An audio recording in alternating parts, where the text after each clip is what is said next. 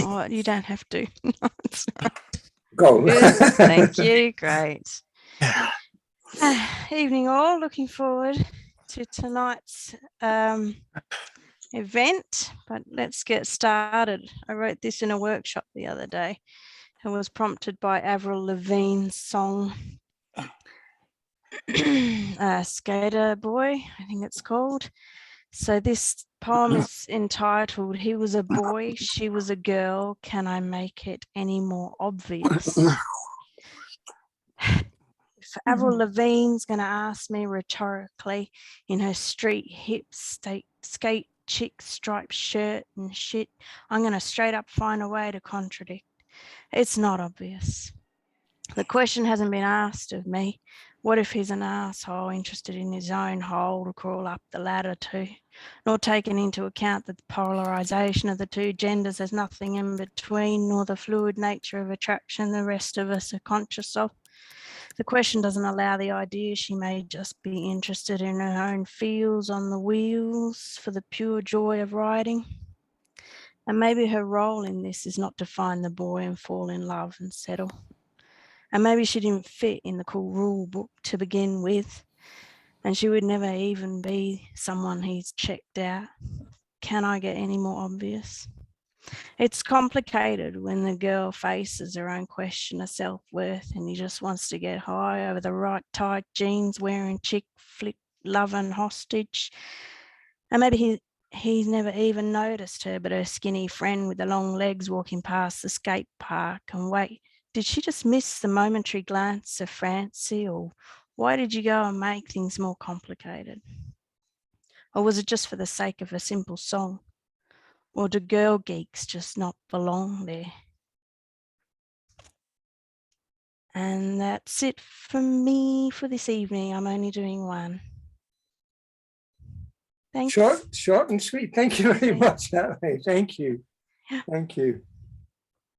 Okay, let's move on to Richard. Richard Harries, please. Just unmute myself.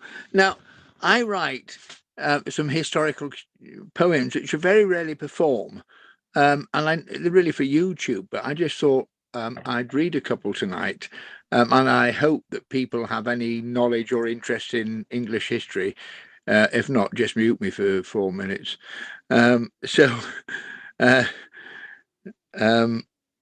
Here we go, and we'll find out whether they work. The first one is Lady Jane Grey. Northumberland plotted, Northumberland schemed. He thought he would place his son's wife on the throne. It was all decided, and when Edward died at 15, the plan was rolled out. The last to know, the lady herself, Lady Jane Grey. How strange it seemed that she was to be queen when her mother, Frances, who had a far stronger claim, walked behind her. She was intended to be a cipher, a subservient woman, with her husband to be a king, but she was a Tudor and surprised them all, Northumberland included, when she declined.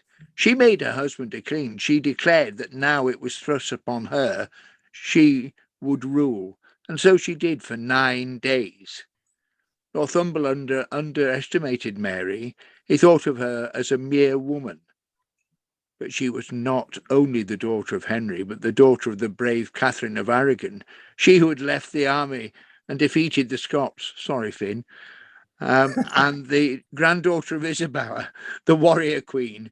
She stood her ground, and as well as firm, nay, fanatical in her faith and belief in her legitimate destiny.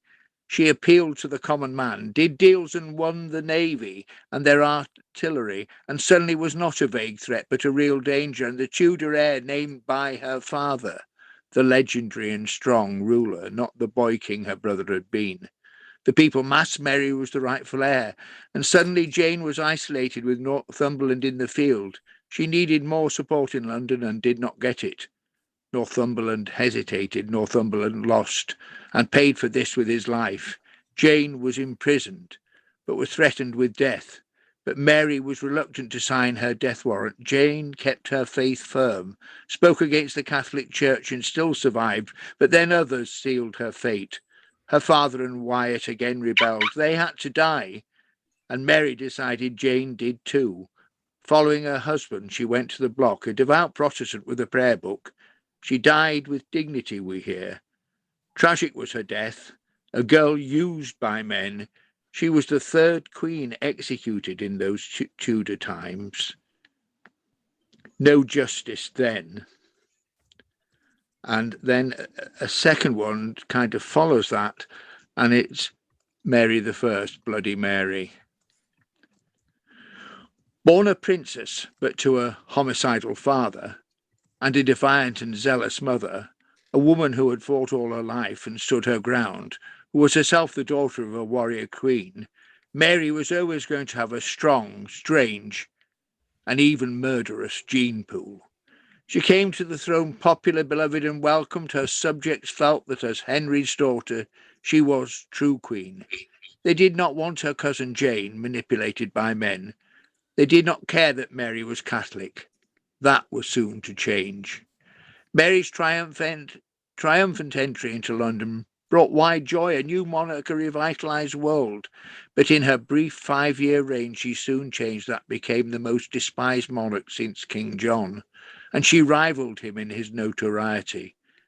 Her name is synonymous with murder, terror, and cruelty. Mary ordered beheadings. Her own teenage cousin was one, but anyone who remained a true Protestant was in danger indeed. Burnings were frequent, so very frequent indeed. Thomas Wyatt was tortured in the extreme in an attempt to implicate her own half-sister in treason, Elizabeth, herself in grave danger from Mary indeed. Very bloody. The people were aghast at the cruelty and frequency of these vile deaths, people dying in agony, burnt slowly, often hung, drawn and quartered. Bishops, Hooper, Ridley and Latimer dying so horribly and publicly shocked the nation, as did the frequency of death all round. There were more dying on Mary's order than the Spanish Inquisition were killing. And all in the name of Jesus Christ, that most forgiving and including of men. Thomas Cranmer was popular, famous, beloved of King Henry VIII. His vile and dreadful death, even after he gave in and converted, showed Mary's rage, Mary's madness. Worse indeed than her father. She became mortally ill. The nation rejoiced. The week before her death, 5 more were killed. On her deathbed, she signed more death warrants. A murderous, tragic, and unhappy queen indeed. I doubt her soul will rest in peace, or that to heaven she would be admitted. So I just thought I'd do something different. I'll read the comments now and find out whether you thought it was all right. That was different indeed. I like historical stuff. You've done historical stuff in other places before, the true stuff, but I've done Marie Antoinette because I think that really refers to now, because we're spending money on palaces just like she did. But I think that's the only one I remember doing on Zoom. Yeah. But I mean, I've got about 40 of the damn things, you know. I mean, it's rather a big block, and I thought, well, I don't ever use them. There's a pub in Hull where there are a couple of the customers who really like them and call out for them, so I take them for them. But that's the only place I normally perform them, really. It's just because I have this passion about that era, you know. Yes, so they've done very well on YouTube. You know, people like them on that, you know. But anyway, thank you. Thanks, Richard. Thank you very much Yes. indeed. Thank you. All right. I'm so confused with my own handwriting tonight. Anyway, next up, Amy. Hey, Hey. good to see everybody. And I wanted to post something in the chat about Gestalt and things before I forget. But everybody's doing so well. It's so good to see everybody. I just brought 2. The first one is called Bargain with Wildness. A brotherhood of winter birds acclimate above the snow at the feeder we can barely keep full. Gentle mother's white blanket has touched us all with a new silence, comfort inside, terror and chills without. The wild survive somehow. A new gunshot across the street at Shute Park. Just one shot this time. I run to the window, see nothing except snow. Two men leaving each other, one still, one running. No bodies, no blood to show. A return to innocence, appearances for now. Inside out, I'm irritable after days being snowbound, 4 inches more on the way tonight. The silence is thick. Light is blinding from the sun. 2 nights ago at dusk and light, fluffy snow falling, giggles and laughter from kids enjoying their first snow in the deep dark. Videos, selfies, multiple gunshots a block away. The laughter stops, resumes with a peculiar humor at the absurdity of life and death on a hair trigger, and then they're gone. More snow on the way. The thick blue comforter spares us all night. Space heater, door closed to steward the heat. The rest of the house left to the struggling HVAC, already in auxiliary mode. We have power, heat, food, friends in our bubble, fireplace with fire and breakfast casserole to share. We disregard the bullet holes only to find joy and closeness, proximity to the frailty. Life is precious, absurd, glorious and fleeting, depending where you are, who you are. For now, the snow gives the semblance of equal grace. It melts with rain next week. A brotherhood of birds at the feeder. We keep our bargain with wildness. And that one will be published on February 17th by the Winter 2022 Shift Middle Tennessee University Rights. That's a mouthful. It is. It has it, MTSU is the shorthand, but it wouldn't be understood. So It sounds like one of Generalissimo's poem titles, the length of it there, like so. Do I have time for one more? Yeah, of course you do. Okay, cool. No worries. This next one is called Underdogs. It's a newer poem. Maybe I won't erupt, said Kilauea. I thought so, said Alice. Symbol of the overwhelmed, face in hands, people of color, women, girls disappearing. What we have in common, being the underdogs. I always root for the underdog. It's my nature and a particular way of perceiving history. It burgles the truth otherwise. You accuse us of doing everything you commit. Gaslighting muddies the debate, blurs the truth in an evil mirror, shakes the house when you drive by, moves the glitter from room to room. My face pulls down with gravity, the blues. It's only natural. Ghosts are helpful guides through the morass. Juliet says hi, regretting her decisions. John Lewis says hello, regretting nothing. Persephone is back from her dark trespass, bringing the dark womb of potentiality. I learned to stand in my own over time. I paint on my cast every day like Frida, keep me safe, trapped in a body I can't control, but forever soothe. Spa time for my spirit, my wounded soul, betrayed in love early on. I'm learning to love me. Chris Rock says, play the tambourine if that's your thing. I have to shake it out, my truth, till the water runs clear and I'm at peace. Just a toy to you all. You held me the wrong way, evicted me from your heart. My hometown, an exile with a trail of dear teachers and friends who helped me walk on. We're still connected through time. Maybe I won't erupt today, I said. I thought so, said Alice. She never roots for the underdogs. We can't help the buildup inside us. Years of intolerance has an effect on us. Empaths. Vetting rage here and there is kind of all we've got. There is so little justice. And that one is published this March by Alien Buddha Press. Thank you guys so much. Thank you. Thank you very much. Thank you very much. And you guys should all check out Amy's Zoom show, Gestalt Poetry, where on the 26th we have Jeff Cottrell as the featured artist. It's a good, for British time, Saturday early evening show. Thank you. Thank you. Okay, next up, The first of two, there's going to be three Chris's in a row, but one's not well today. So first Chris State. Thank you.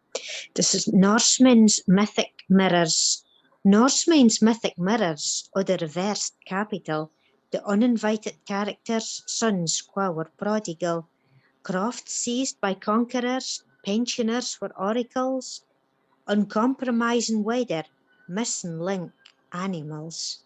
O the centaurs and sailors, tunes for the bellies of whales, where they played as troubadours, gondolas full of minstrels. A man had to surrender, the headline of chronicles, they caught the murderer, a eye punctured like a well.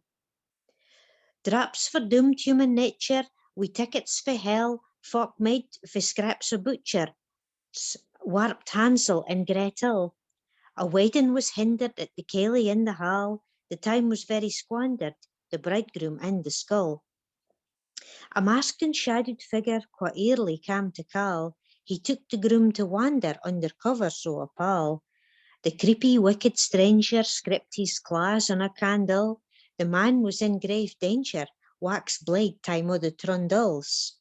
He owned clods as a crofter, so attempted to wrangle, to free him fae this tour in the weed tangled jungle. He would offer acres, emperors, clothes and all. They played rounds of poker till the clockhour shrunk so small. He climbed out a chamber through a chalk chimney's channel. He trudged as a rambler, sign fingers pointed for thistles. He exited mines o' macabre, past King Ram's pedestals. He came back as an ancestor, trying to return to the ball. Isles and tears o' winter, a wedding speech was a canticle. A fiddle in splinters, the stolen sheep telled the tale. Halls to hallucinate. Fish were jacks in the box, fae crates, a puzzle o' scales and wood. Piers were chock-a-block wi' freight, where the shells are grooved. Counters were illegitimate, the children o' Robin Hood. A castle ransacked by pirates, qua left it very screwed. Families tried to navigate those descended for the brood. In figure so 8, the crews galloped and hooved. Round and round the estates, the parks and paddocks plewed, that lie like roosting gets, where vegetables arise tattooed. They hung villagers like bait, a caught at arms and flaws of cloods. Then the kings fist their fate, offspring denied as flesh and blood. Qua locked doors and gates, where the statues stood, and halls to hallucinate the empire that went kaput. Ensembles in a cage. A house with torture chambers, rooms blocked for the plague. A anatomy theatre, the district is so vague. Crooked court buildings and closes, fair antique age. Very disturbing noises, ensembles in a cage. Skeletons under staircases, bodies scratched below, path stones.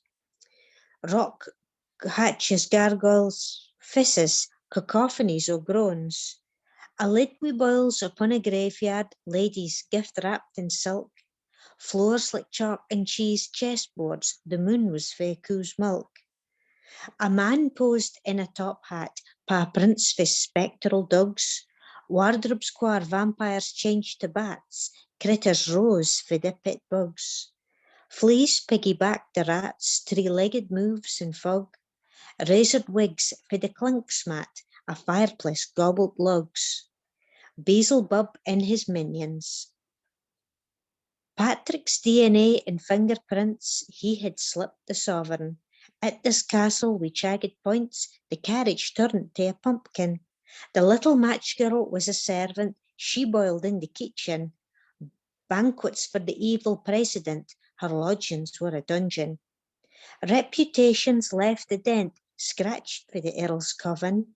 He siphoned out of the rents, entitlements of twisted cousins. The houses were reduced to tents by Beelzebub and his minions.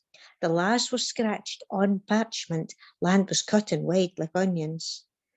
Fields o'ergrew forts and lime and mint, the Earl was a headless chicken. Noo the rain lashed the ruin in pints, and the castle is a midden. The wind clashes with the North Sea's grunt, and rooms poked o' their puddings. Quare folk are drudged in shunts, it is Langston's dropped the baton. Gaps in stone hills gie a glint, the blandback girses curtains. Peasants were hounded in fox hunts at allies under gardens. Sagittarius harped with harpoons. Quails surged in the Arctic's veins, Sagittarius harped with harpoons. Horse-drawn carts riddle the pit plains, and crofts are dug by tablespoons. Prairies envelop pit plains, fish are passed as batons. Bagpiped winds bribe with quills, and figureheads are dragons. Aquarius's basins in pills, pallbearers are seagulls. Nine bonfingers press hell's doorbell, and ships are upset cradles. They rocked the sailors to their death, endeavouring the real course. Where heron lay heather wreaths, boats were afloat in hearse. Twigs for the family trees, deceased toils echo in choral, and bottled prayers cast out to sea bluntly hack hearts memorials. And the jaded nightingale in the rose. The hotel by the Stadens, a dynasty so grand, that held a secret wedding, rings exchanged by lustful hands. The hemorrhage began blooding, rupturing the bequest's veins. The couple went into hiding, family trees with daisy chains. A mansion framed by gardens, scenes for Romeo and Juliet. We waiters, chefs and barmen searched for a marriage certificate. The parents were selfish giants, a jaded nightingale and a rose, faded flowers, belt trees and sick plants, where Cupid struck his bows. The couple spurred a real riot, no gifts for Santa Claus. The bride was evicted to a garret with a bare wardrobe o' clays. Thank you.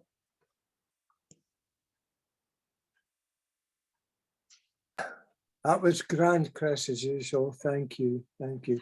I just get away with it if I get to unmute and speak to you. That was wonderful. Sure. All right. Yes, thank you. Right.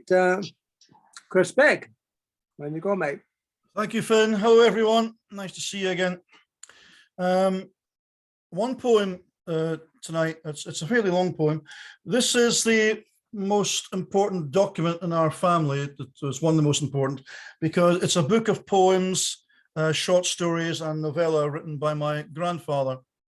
The reason why it's important just now is that recently, a few months ago, I became a grandfather myself, and I've been sort of reflecting back on my grandfather's life. I've written a series of poems about him, and this is one.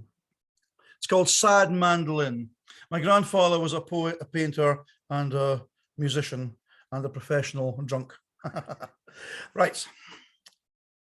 Sad Mandolin. My grandfather played sad mandolin, saying it was sweet and fitting, his fingers flitting over the strings, lilting between Italian opera and Scottish reels, just playing what he feels. Sometimes he would smile when he played, others his eyes closed tight, as tears like the notes of his fears dropped onto the strings. Sweet and fitting, he would say, to play. Then one day, he changed the tune and told me. He looked like Chaplin, my granddad, funny and drunk in equal measure, a poet and painter, but his playing, the songs he was saying, they were his treasure, sweet and fitting. The day he saved the lieutenant and once lost part of himself forever. He lied at 16 to join the Gordon Highlanders, trained to be a field medic, and arrived in France ready to dance on the fields of the Somme, battled through hell and shells to save lives. Sweet and fitting, he thought. At Arras, he was decorated for bravery, he told me, playing Vivaldi. But I sensed no pride in the honor he gained. remembering the blood that rained into his eyes. A shell split the skies. He ran and crawled in mud to his knees. The scars from his kilt burned his legs. He let me see, still scarred at 80. Sweet and fitting, he said, as he spat tobacco juice into the fire. The lieutenant, lying among the mire of death, was dragged on a stretcher across no man's land, back through gas and shit to British trenches, where the hopeless stood, ready to die. My homegrown chaplain paused, playing I Once Loved a Lass. A darkness passed over his tired eyes. Despite his bravery, a young man died, both legs lost in the mud of Arras, his last breaths guttering, sludging towards inevitable death, my grandfather whispered, his eyes seeing the red mud. The lies was sweet and fitting to die for one's country, bitter in his song. A German pistol held to his head in a shell hole at Ypres, and my chaplain's war was over. His freedom lost, he worked in a field hospital behind German lines. A German guard taught him mandolin. He played well the tunes he knew, each song a sweet and fitting memory of the stark pointlessness of war. Dulce et decorum est. My granddad played sad mandolin. Thank you, folks.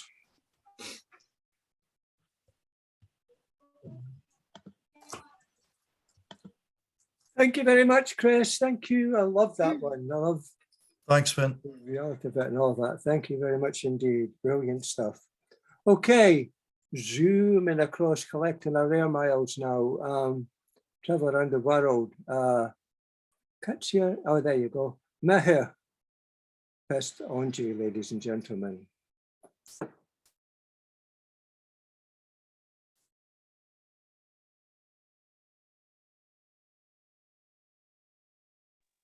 Can you hear me?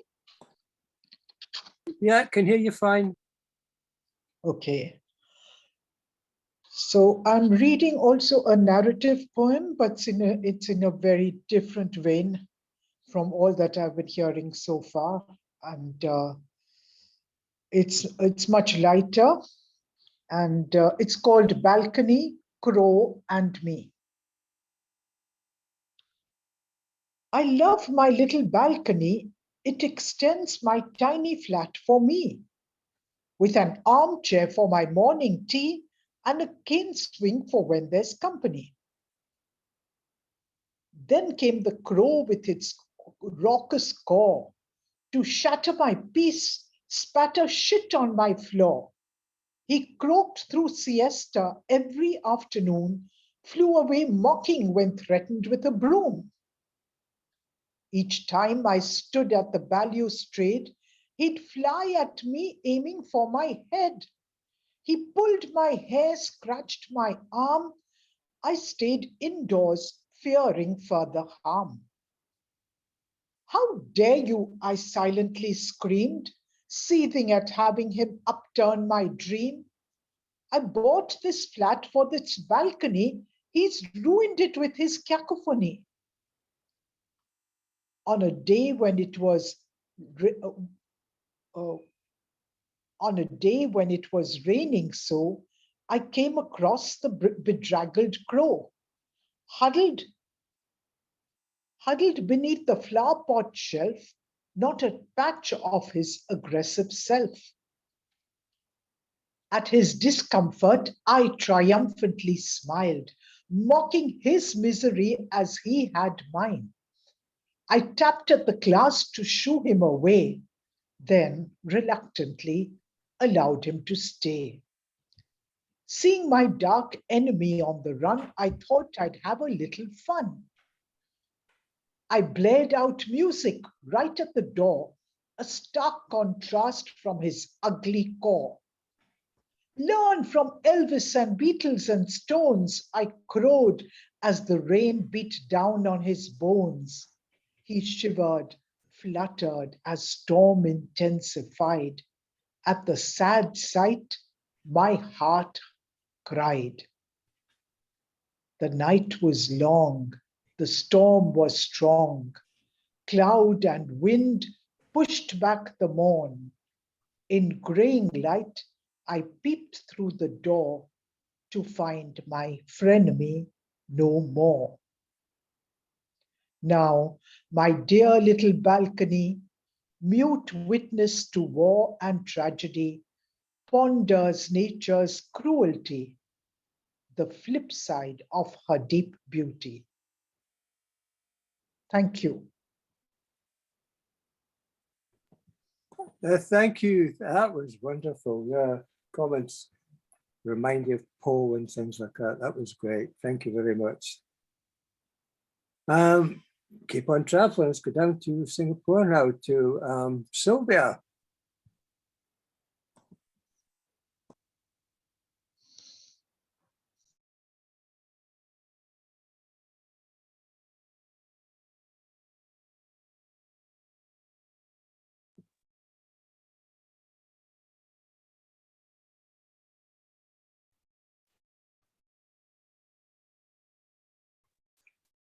Sylvia, unmute.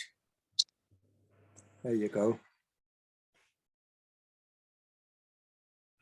You're muted.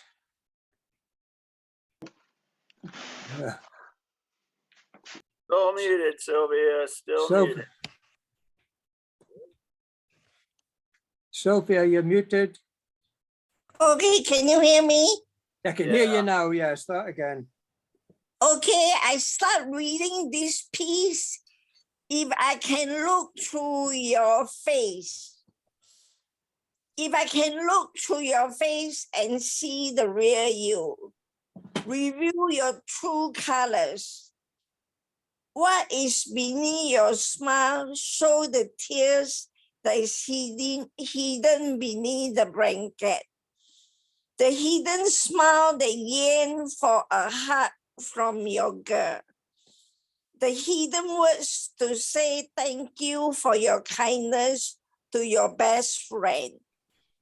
The yearning for your young son to say, Daddy, I love you.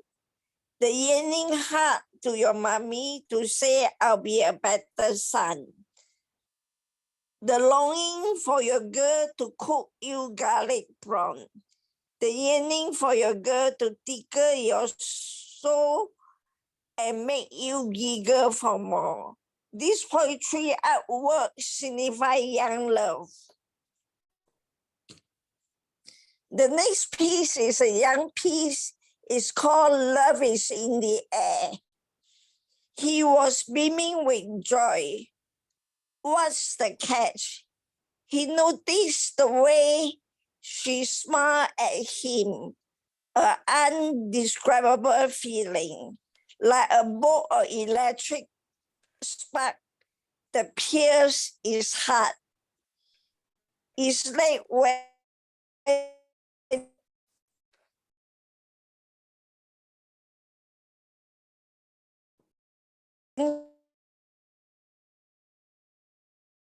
soft.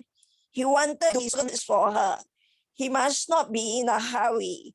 Time is an essence. He picked up his courage and said, Sue, I love you. Sue nodded her head. With his affirmation, he is the luckiest man in town. He gave thanks and hugged her. This poetry artwork signifies a couple in love. I got one piece which is very erotic. Finn, can I read it or is censored? No, you have time to read it. You never say no here. Come on. Okay, that's all. Okay, thank you. I'm hopping back to sleep in 10 minutes time and I got to go to work.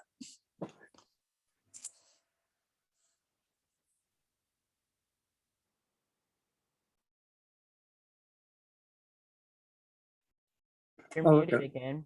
Was it? Oh, she's maybe not reading anymore. Okay. I don't think she knows she's muted. Oh, okay. Thank you. It's finished now. The problems are quite often in Singapore anyway. Okay. Thank you very much. Thank you. Next up, I don't know if they're here. Teresa Jertson. No, no. Okay. That's up then. Okay. Catherine. Good day, good evening, hello. Shall I start?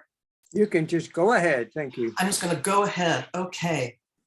I'm going to do a few pieces and they're shortish. So the first one is called That Hair. That hair. I finally got that hair. I was finally able to pluck it. You know the one, that single solitary hair growing on the left side of my face, right in the middle of the cheek. How did it get there? Why is it growing all alone? And what does it all mean? More importantly, why me? I finally got that hair after plucking all the peach fuzz surrounding and mounting the rest of my skin, and ouch, pulling peach fuzz hurts.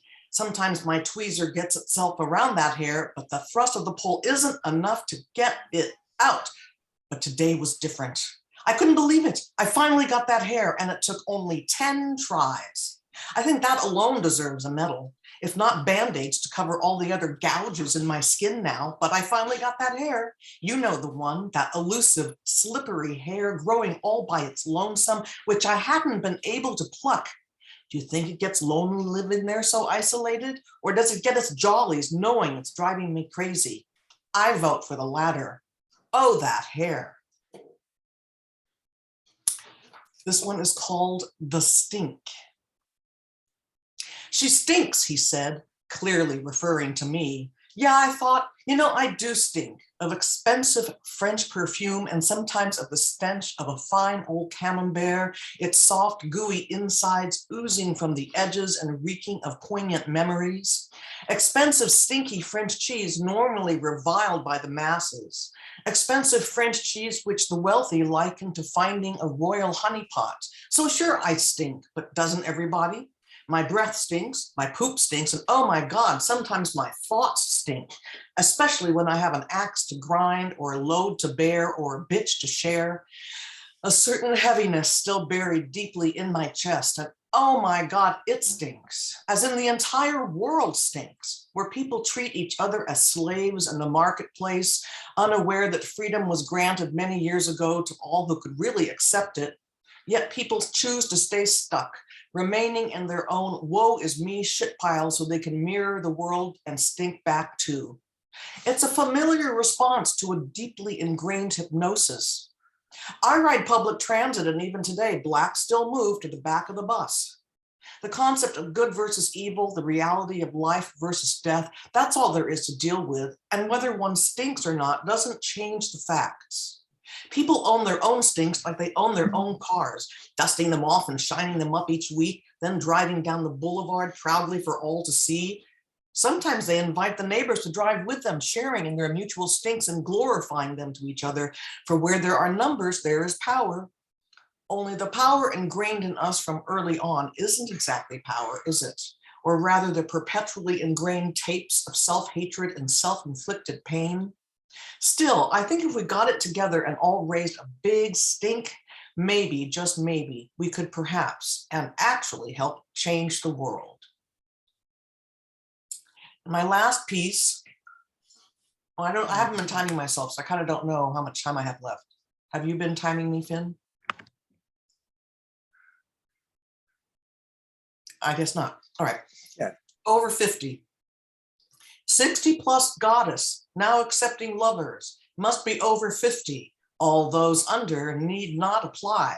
60 plus goddess, seeking quality lovers, must be democratic. Any of you repubs need not apply.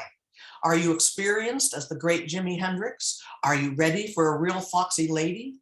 60 plus goddess. Yeah, bro, I'm your new babe. I'm your cuff, your old lady.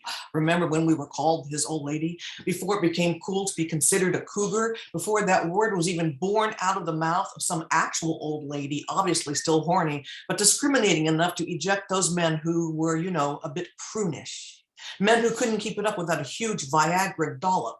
So when younger men were invented as being socially acceptable, that's when I first woke up to all the possibilities. 60 plus goddess, now accepting lovers, must be over 50. All those under need not apply.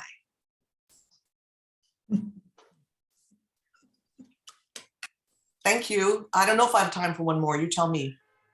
I have no idea what the time is, so yeah, Me neither. as long as it's not like Hiawatha or anything like that, an epic, we're fine. No, I thought I'd do T.S. Eliot's The Wasteland if you're up for it. Okay, I'll do it. It's okay. I mean, raise your hands if you want one more. I don't know. I haven't been timing myself. I should have. Yeah, this is what Blot's about, 2 times. Okay, I'll do one final one, and this is called The Spoils of War. A soiled t-shirt, soiled pants, and 2 soiled diapers. The spoils of war. Spoiler alert, life is easy, life is hard. A spoiler's dream, spoiled fruit, spoiled veggies on top of a book. So now you've also got a spoiled wreck copy of Green Eggs and Ham. Food is clean, food is dirty, food is an unfortunate necessity. If we all took food in pill form, nothing would ever spoil, but people require variety. People insist on diversity in tastes. Spoiler alert, a soiled heart, soiled from too much use, soiled from fragile eggshell heartbreaks. Love is easy, love is hard, but do you love me? And will you still love me, even though my life has been wrecked, ruined, tattered, and tainted by rolling around too much in the dirt? Even though my heart has been broken by so many evil, malignant hurts? Spoiler alert, life is easy, life is hard. Have you noticed men divide and conquer while women give birth and nurture? And do you see all the people in pain? And do you see the world is still spinning? Life is easy, life is hard. Life is only and always what you make it to be from what you're daring enough to believe. The spoils of work war. Better get ahead while you can, lest someone else steal your plans and pass them off as their own genius. Doesn't it happen all the time? Well, in Hollywood it does. Competition runs rampant among media darlings. Competition creates backstabbers or ones in the making. Hey, even though life could be a bitch, there's still enough, in fact, plenty to go around. The spoils of work war are only for those with steely egos. Spoiler alert, life is easy, life is hard. A soiled t-shirt, soiled pants, and 2 soiled diapers. The spoils of war, the spoils of constantly showing up for life, and really just another day in the duties of a mother and a wife doing her family's weekly laundry. Don't forget the fabric softener. Thank you very much. Thank you. Thank you. Yeah, it was well worth having that extra one in too. Thank you, Catherine. Thank you. All right, moving on now to Alexandria. Hello.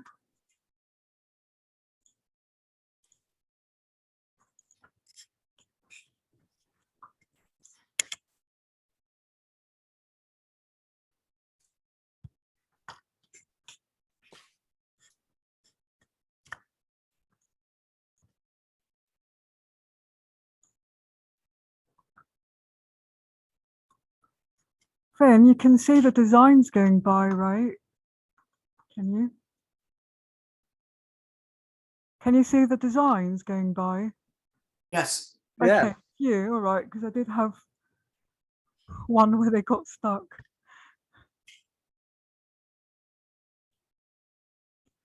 In the temple high above the sea, a sweet, gentle breeze blows through the orange curtains. And here there is a sweet flame burning in every heart, melting all resistance under the powers that guide us through sorrow and joy, within and without, knowing how not to hurt or be hurt by others, to be proud of ourselves on earth as above, unable to understand, unable to bear cruelty, using our strength to protect, to care for.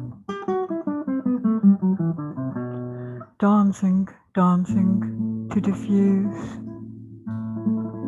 In the waves, over the waves, transcending. Higher and higher. Wounds, no more wounds. In the sunlight.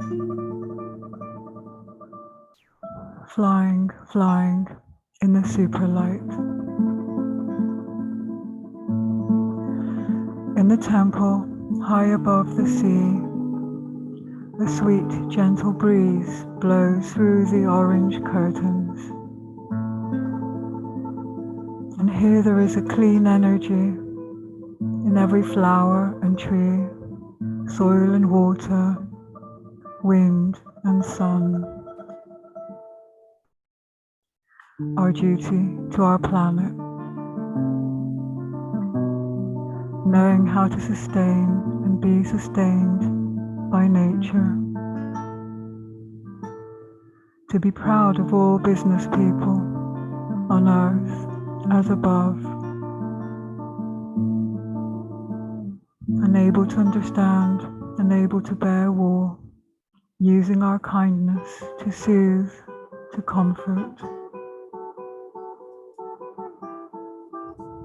Dancing, dancing, to transform. In the waves, over the waves, transcending, higher and higher. Wounds, no more wounds, in the moonlight. Flying, flying, in the superlight. In the temple, high above the sea, a sweet, gentle breeze blows through the orange curtains. And here there is a safe haven for every child, woman and man. Our duty to mankind, knowing how to treat and be treated by others. To be proud of all rulers on earth as above. Unable to accept, unable to bear degradation, raising our human hearts to be noble, to create values. Dancing, dancing, to be sublime. In the waves, over the waves, transcending, higher and higher. Wounds, no more wounds, in the starlight. Flying, flying, in the superlight. In the temple, high above the sea, a sweet, gentle breeze blows through the orange curtains. And here there is a unity of people from all nations, unlocking the gates of our minds and our hearts into salvation. Knowing how to forgive ourselves and others. To be proud of humanity on earth as above. Unable to accept, unable to bear discord, raising our human souls to be noble, to uphold values.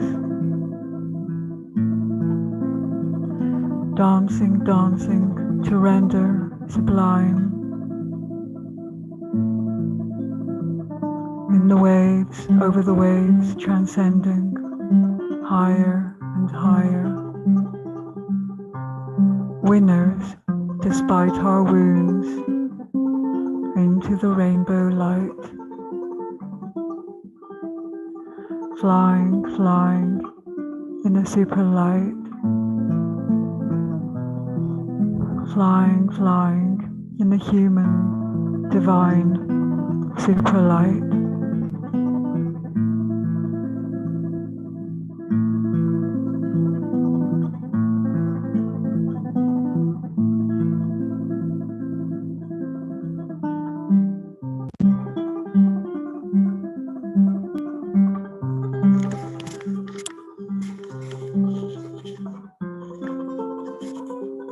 I think you can stop now.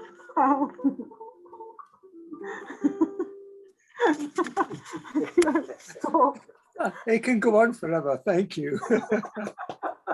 Unmute and applause. That was beautiful as always. A great accompaniment by your husband. Bravo, bravo. Yeah. Thank you, sir. Yeah, don't stop. That's a definitive guitar piece there. He'll just keep playing through everybody's reading. Yes, you must play for all of us now. I think you can stop now. That they all just wait a minute. Thank you very much. Thank you very much. And, Thanks. beautiful stuff, Alexander, as usual. Thank you. All right. That's I've lost where I am now. Okay, Said is not here, so we're moving on with. Welcome back, Laura. Thank you, Fen. And Alexandra, that was absolutely gorgeous. I hate to change the tone, but I'm afraid my pieces will, but yours is living on in my heart with the beautiful music. So my first piece, I'll do two poems, and the first piece is a shorter piece. This piece it has a little surreal quality to it. The key. For God, no time exists. The Eucharist is not a commemoration. This is real time, now. But the last song of the organist fails. What is wrong with Gottfried? He has only now. Play for your life. Which is crystallized into sand, is the granite boulder rolling down the hill, is the copper church steeple swinging round the building, is the old farm women's hands pressed cold and coarse on the worm-eaten pew. Play for your wife, the school director who misleads children while smiling at the ski slope.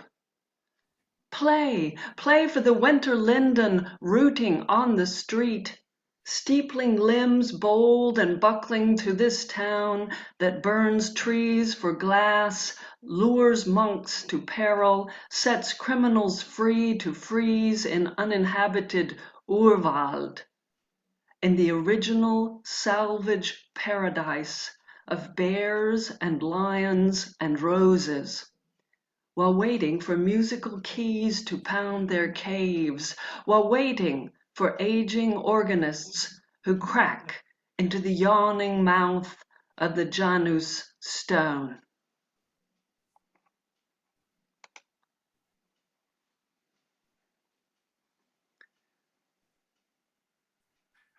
Yes, Finn? Okay, good. I hope people can see my mouth. I have to read them, so I'm hoping that works. Okay, the next piece, to be honest, I sing it. And this is a piece that came out of a depressed day as the seasons got really darker, and happily in coming out with it, there came humor too. So I hope that comes through. And here we go. This is called When the Day is Dark. When the day is dark, when the day is dark, I'm a mad, mad girl, I torture myself. I hang by my thumbs from the orchid shelf. I cry in the sink till it turns dark pink. I think in the dark till my head does sink. I'm a whirling dervish with a devilish sense that churns me through this murk so dense. My stories are trash, my poems all brash. Shall I chop them in pieces, devil may care, trounce them and bounce them and build a great pyre? And then I can sing up there with my lyre. When the day is dark, when the day is dark, there's a shot in the park aimed at my heart. Where is the sunshine? Where is the sunshine? Where, oh, where, oh, where? When the day is dark, when the day is dark, I'm a mad, mad girl, I'm an easy mark, 'cause this old world is just too stark. I chase a louse on the back of a mouse, I search my home inside this gloom, I scrub the door to make me soar, I joust a broom to fight the doom. My stories are weak, my poems do squeak. I'll cut them in pieces, no one will care, trounce them and jounce them and build a great pyre. And then I can sing up there with my lyre. When the day is dark, when the day is dark, when the day is dark, when the day is dark. Is there a way out of this big black hole? Is this a day that's gonna try my soul? Let the sun shine, let the sun shine in, the sun shine in. When the day is dark, when the day is dark, when the day is dark. Oh, Thank you. That was brilliant. Thank you. Wonderful. Thank you. It's kind of weird to do it in a little screen that I have. I don't think I've seen so many people chair dancing, or in Gary's case, standing up dancing and smiling for ages. That was perfect, Laura. Thank you very much indeed. That was great. Thank you. Okay, next up, we go over to a man, Rick. Yes, sir, you. My great honor to join this fine assemblage. We are this funny culture that sees things and hates things and somehow, discovered China, but hasn't understood all its citizens. So now we have Black History Month so that we suddenly notice all the wonderful gifts from the Black heritage that's come to this country. So in honor of Black History Month, I want to read a couple of my little poems that treat on the broader human history. And I'm going to start positive and then talk about some of the sadness. This is called A Behaviorist's Perspective: The Causes of Racism.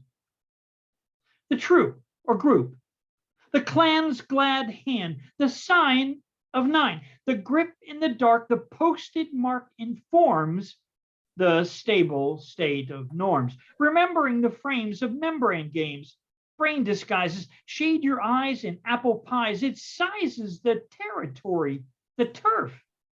Well, the good should. Our side of town, our group is right in the sight of good God's smile. Even sunlight reviles your kind outside the pure to lure with your kind's lazy, stupid stunts.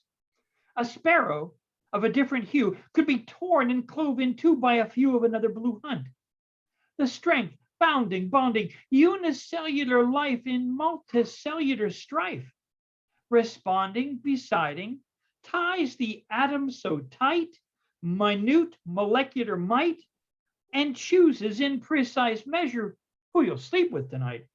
Beehives survive by tribes' trance. The queen's romance excludes the rude outsider, protects the provider, determines the rider of the queen's desire, embolden invaders, reduce the chance for the tribe to advance. Baboon groups and fishy schools, baboon troops and bamboo shoots, know who the foe is, when to go, who's the friend, where's the end. The rules used, training fools by gene and team wish, That's culture's dish. It keeps the Portuguese man of war banging on the door. It explains to the colony who to hang on to and why. Cultural clash, like red ants and black as a reason to attack, is a common step to keep them hep to good guys and bad. But isn't it sad how often the supportive social ties, the tools of molecular rules, can conceal the leak and lack of the social contract to the greater stack? The organs of your hand would be foolish to war or inflict harm on the arm. Could the leg force the knee to submit or flee? Could the brow to the forehead say, drop dead, be gone, amscray, and then in confusion sway against the neighbor's array? As this is, to make a fist to relate the cultural trait, a boundary in this or any country. Take Humpty Dumpty. He's really something to relate to the ground with a loud cracking sound. Unicellular or multicellular in clothing and in motion. You're expressing the notion of your tribe. It doesn't hide. Wouldn't try, but membranes even say, if you lean over easy this way, together is stronger, lives happier longer. Cultural rifts needn't cause tiffs or express fists in pain. What it is when they mean the support of us, they needn't bleed trust or force us to must the membrane's edgy thrust. But if you say it must, symbiosis is being, osmosis its meaning, surely you know this. There's no relief in grief. Let tribal libel cease. Extend the grace of space. The use of social bonding to unite is great. But even edges meet and act to attract the surging urge to merge. A behaviorist perspective, the causes of racism. Thanks. This is sadly a fresher one. It's called Tap, Tap, Tap for Ahmad. My feet, the roadway slap. With spring, the joyous running brings. The knees, the ankle freeze. Tap, tap, tap. The roadway does tap, does lap. Tap, tap, tap. I have my course. Down the road I force. Each step adept I take. Past trees and trucks I make. Tap, tap. Down the road, shining slap. Away the noises trap. The cars, the jars, the snaps. Tap, tap, tap. Ankles and legs, rankle, snap. The way's momentum traps. Tap, tap, tap. The bridge, the trees. Calling birds that winged flap. Tap, tap. Leave job and slob and grasp. Freeing, fleeing hopes supposed. Tap, tap. The miles, the minutes disclose. Tap, tap, tap.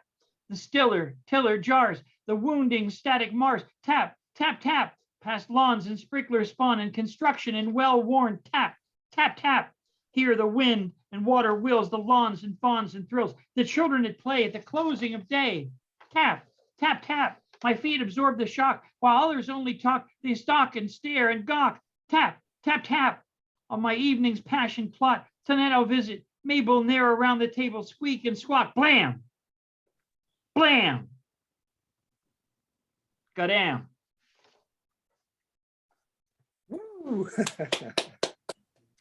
One last one. Too many George Floyds. They stop a car and just for par, check the manners and morals at the door, slinking down to the bottom floor, loud and angry, brutal violence scores. As shout cues pepper a citizen, aghast. How long will the nightmare last? What in fear's name should I do? Stand upon my basic rights in view? Come a carcass in your sights, so simply speaking up for rights, or meekly slink in fear and terror and pray there'll be no fatal error, and stand up tall with freedom's fervor? Does a citizen feel protected or neglected, lost, when faced with angry shouting, selected cost? No swerving service here, just neglected, brutal loss, puzzled by the need for vengeance, when wish, the color-blind sentence. What part of service does this speak when our rights have gone? Where is the leak? Disparities of black and white reflected in the cops' gun sights and taken out for dining trips, or harrowing target car rides and fatal slips. Why should arrest entail a death sentence? Why is no justice, no bail, no repentance? Until the law falls on all equal, will we this trouble repeat in sequel again and again, when all we want is equal treatment under law? and our old blind justice who never colors saw. History. We need our history. Thank you, my friends. Thank you, Rick. The man's the man for that man. There we go. Thank you, sir. Thank you. Rick, have you, no, we're supposed to have a few first timers in this half, but they haven't appeared. So we're just going to move on now. So please welcome back Ian. Thank you, Finn. Yeah, I just caught your note there saying that you're and made me jump. And following Rick as well. So I'm just going to change the mood, but I was really powerful, punchy stuff there, Rick. And that are very appropriate for this time. I will start off with a short one first. I started writing a series of poems with a generic title, Dirty Notes. Dirty Notes sing the song of the immigrant, the dirty. So, and this was the poem that started it off when I was sitting in a restaurant in the Ashmolean Museum one day, you know, and it was called Blue Dirty Notes. Blue dirty notes, that's the sound for me, not that sterile, pure, perfect fifth, that's too clean. I want a note that's been around a bit, seen life from the gutter, picked itself up to climb out and strut its stuff on worn, scuffed shoes, shaking off the dirt, revealing a scarred and beautiful soul that speaks of life, existence, and the living that's to come. So that's a very brief opening. This one, again, on a theme, when I go into town in Reading, I always tend to end up in the Cafe Nero coffee shop and sitting at the window, big plate glass window, looking out on Blackgrave Street. And it's been kind of an inspiration for me. I've written many poems, or started off many poems that started off their lives, their sort of scribbles in a notebook. And this is the most recent one. It's called A Rainy Day on Blackgrave Street. Dank December days running up the flag in a lurching stagger, capping the fag end of yet another starveling year, tossed aside so wantonly, as the wet sheen of metalled road shines blankly, oblivious to the thrum and hiss of lackadaisical traffic passing sheepishly through this quiet thoroughfare. No sign of Christmas shoppers anywhere, just the handful of desultory pedestrians passing through, as if forlornly forgetting themselves, transitioning on towards Reading's bustling Broad Street, where they hope to find the main action. Then the grey figure of a man with a rucksack steps off the road back onto the tired pavement, just as a shabby dirt-coated bus sidles round the corner, making its way through this backwater, heading out to brighter horizons. And that's about as much colour as you'll get today, or any day, on Blackgrave Street. And as it politely and quietly disappears out of view to round the back end of the Forbury, my gaze retreats through the void of plate glass that intervenes between these dull events and my private ruminations, considering my recent purchases in town, or contemplating what's for lunch or tea, just another languid episode, taking in a funerary moment of a rainy day on Blackgrave Street. But that is all you'd expect from a place like Blackgrave Street. It does its job without much fuss, leads you getting from A to B, gets you to where you need to get to, a mere conduit taking you to where you want to be. And I'll finish off with one more. This one, again, is recently within the last couple of weeks. It's called Inflected Sunlight. like inflected, like verbs are inflected or changes. Rain-kissed rays of sun slant down in late afternoon January light. A mauve sky, as one friend succinctly put it, reflecting the mood of the season, spreading thin heat, diluted and pale in winter's baleful glare. But there are other compensations to take up the slack. Though lacking summer's thermal heat and rich lapis shades of blue, or spring's fresh burst of electric verdant shoots, or the enriching fullness of autumn's fruitful palette of golden reds and rich browns, this low angle of attack glints from the birch's silver jacket, highlighting the graceful bow of its slim curvilinear branches. In this inflected mood, sun paints a landscape with delicate watercolor brush strokes, with dexterous touches of a master. Clouds are infused with fresh wine-darkened tints, bruising the watery pale blue of that insipid sky, only waiting patiently for the awakening kick of spring to revive it from this dormant hibernation. Meanwhile, suppressed intentions await the deflected moment to unfurl their colours as Earth's cyclical regeneration continues on apace. Cheers, thanks for listening.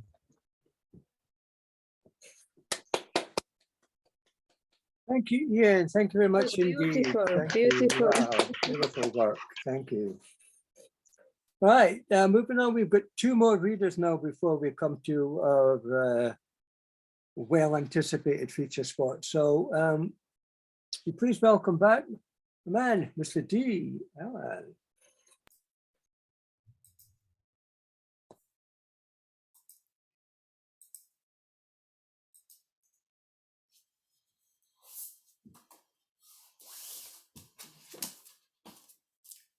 Being black shouldn't be a death sentence. Rusty gallows. Reddish brown corrosion covers the whole goddamn structure like a filthy blanket. With so much widespread decay, this old tarnished bridge should have collapsed from crashing waters many floods ago. By some fluke of nature, unscathed by time, it still stands above the muddy Chickasaw River in Shabuta, Mississippi, USA. Once a passageway to a long-forgotten Clark County destination, twice an implement of execution like an iron crucifix. This is you. Skull and crossbones etched at the bridge's base, cryptic warning meant for anyone unlucky enough to cross it, and the invisible line away from their place. Between both world wars, unspecified parties, let's rephrase that, haters, strung up faux boys, 2 girls, both pregnant, young, Negro, and guilty of nothing. Hung from knotted ropes, tied to rusty girders, over the coursing river like 6 black flags, sailing in the gentle southern wind.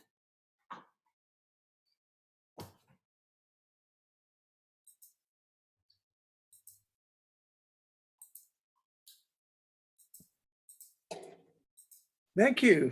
Thank you.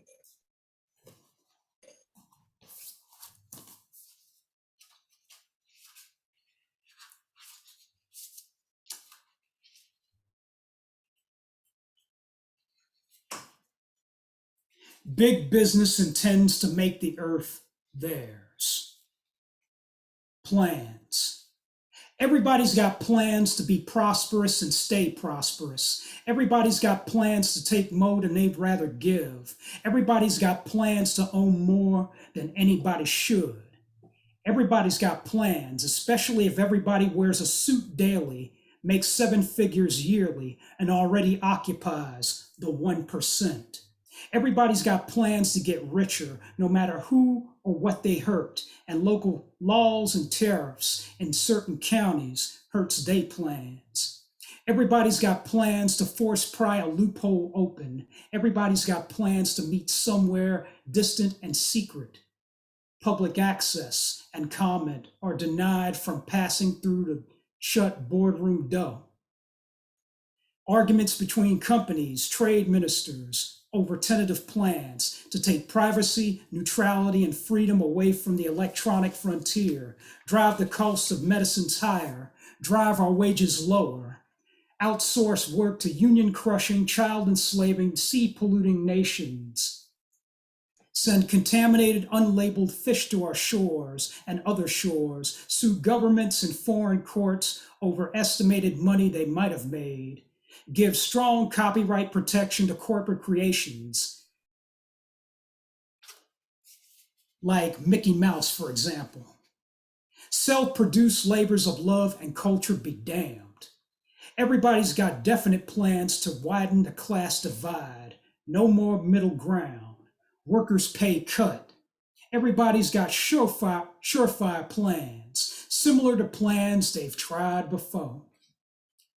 WTO, NAFTA, FTAA, CAFTA, G7, G8, G20. Sound familiar? Everybody's got serious plans to remake Earth, enhance their stock portfolios. It's a sad day in California when the suits over here sign on to the fast track to rewriting life, a move most expected from Georgia and Texas. Everybody's got ironclad plans they could benefit from. What plans? They concern 12 industrial nations in the Pacific Rim. America takes the lead, 6 more on in. America's aggressive will prods the rest. 21st century diplomatic piracy by corporate execs. May foe us since they ignore us. Rearranging the rules of life. Their international partnership rule spells out our future strife. Hundreds paid, billions broke. Yeah, those plans.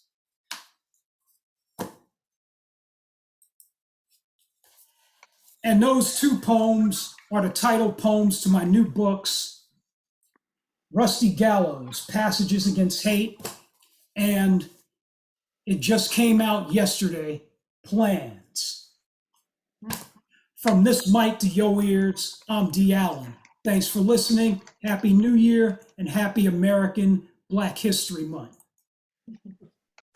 Thank you, my friend. Thank you. Put the links as you would in the chat. Always a pleasure having you. I dedicate today's open mic spot of mine to the one, the only, Rick Spizak, author of Too Many George Floyds. Thank you. Thank you. Wonderful. All right, we have one more reader now before we get to the feature poet, feature act, feature man. Anyway, please welcome Michael Zindler. Okay, thanks. Yes, I know everybody's ready for the feature, but I'll do a few. I'm going to start off on the theme we've been on here. This first one's called Intended Victim. He was not the intended victim, but he was close enough to the description. Young and black, he must be trouble. Blue light, siren, he should have listened. He should have stopped. Hey, he ran. I felt threatened. He might have had a gun. So what if he was heading in the other direction? He was not the intended victim, but he should have had respect for the badge. He should have done what I said. Hey, he ran. I shot and killed him. Didn't even try to stop the bleeding. Left him like a rabid dog on the sidewalk in front of his mother's house. He was not the intended victim, but he was close enough to the description. And the next one is a Ringa. It's called Bridge for John Lewis. He gave more in a day than most do in a life, but he gave every day as if it was the last chance to pass on the torch of love.